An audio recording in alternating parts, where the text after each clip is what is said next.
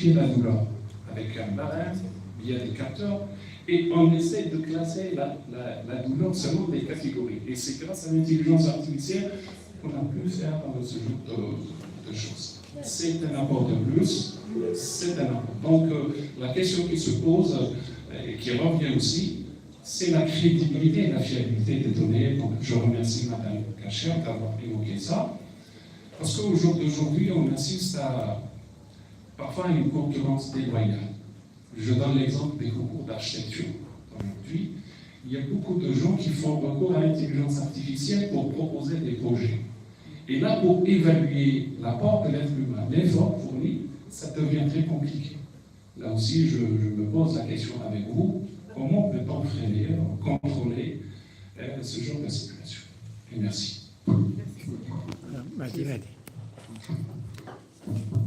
Salam alaikum. Tout d'abord, je tiens à remercier Mme Bouhadjaja pour l'organisation de cette table ronde. Justement, avec des experts, c'est ce qui nous manque. Justement, nous, les architectes, on est un peu isolés, cloîtrés. Donc, je pense que la première étape serait de désenclaver chaque discipline. On a là des doctorantes, on a des professeurs Kara, même professeur Kacher de l'EPO. Donc, la première chose, j'aimerais qu'on ait plus de communication, c'est-à-dire établir des pentes d'abord entre les départements d'architecture, en plus les architectes avec d'autres disciplines. Moi, je vais revenir justement à la thématique de cette table ronde, justement qui tourne autour du patrimoine. Je pense qu'on a le premier problème qui se pose pour le patrimoine, c'est répertorier le patrimoine. Déjà, on a de grandes lacunes. Déjà, on est très en retard par rapport à d'autres pays, même de la rive sud de la Méditerranée, par rapport aux Égyptiens, aux Tunisiens, aux Marocains. D'abord, on a du mal à répertorier notre patrimoine. Moi-même, je suis en train de travailler sur les sites archéologiques.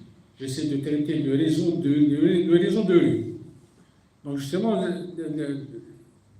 l'un des problèmes qui se pose, c'est l'arrêt des fouilles. Les fouilles dans beaucoup de sites archéologiques ont été faits par des archéologues français.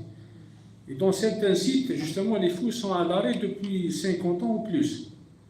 C'est-à-dire, lorsqu'on essaie, moi-même et d'autres collègues, lorsqu'on essaie de faire une étude sur un site qui est classé comme patrimoine universel, à l'image de Tinka, Djinila et d'autres sites, donc l'une des difficultés pour l'interprétation des résultats, c'est que le tracé de la ville elle-même, le plan de la ville, il est incomplet.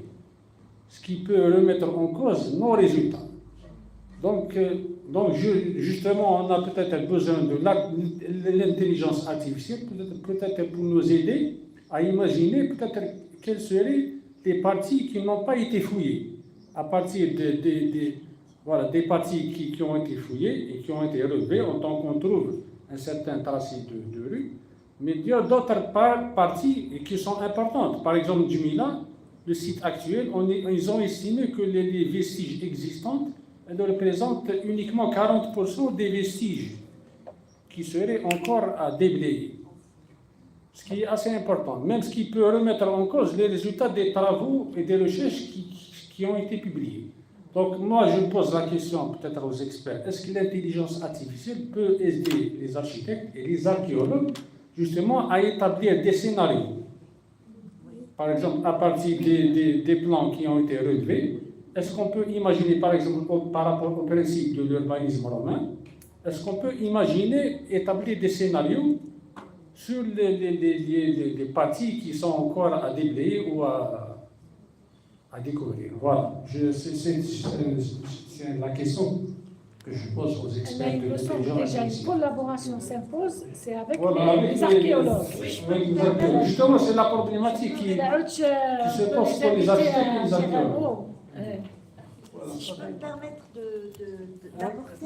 d'apporter.